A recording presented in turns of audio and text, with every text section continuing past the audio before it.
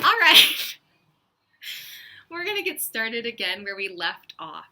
We're learning a little bit more about the setting, about where this book, Tuck Everlasting, takes place. We learned that there are kind of three things that are important.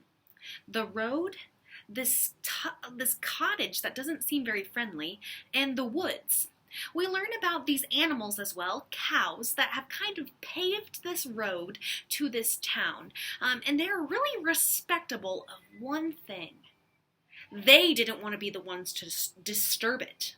The woods. They kind of paved this road around the woods and kind of ate their way and walked their way to kind of pave this road around the woods that led to this town. Let's go ahead and continue from where we left off.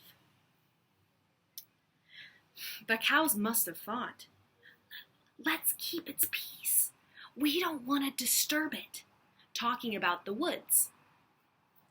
Now, whether people felt the same way about the woods or not is difficult to say.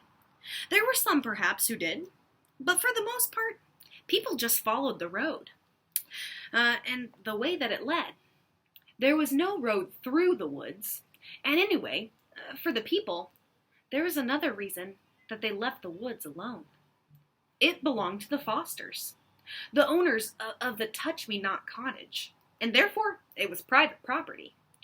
In spite of the fact that it lay outside the fence, and it was perfectly accessible. Ownership of the land is an odd thing when you think about it.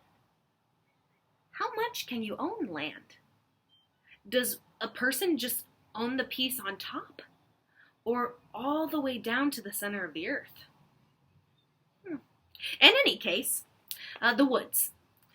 Being on top, of course, was owned and bought by the Fosters of the Touch-Me-Not cottage. And if they went in there or didn't go in there was their business. However, no one really did. Winnie, the only child of the house, never went there, though sometimes she stood along the fence and looked at it. But she had never really been too curious about the woods. Nothing really seems that interesting when it belongs to you, only when it doesn't.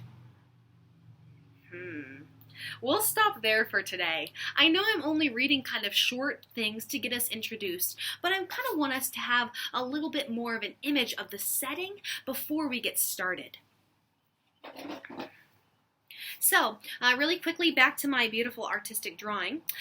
We kind of have the road, the house, and the woods. We know that this woods now belongs to these people that live in the cottage. And they don't really go explore it at all. The only child that lives there, Winnie, looks from here into the woods and just kind of like, well, we own it. That's, it's the woods. It's always been the woods. But she doesn't really go to explore it at all. Okay? So that's kind of what we know of so far. We'll see if this woods really does get explored.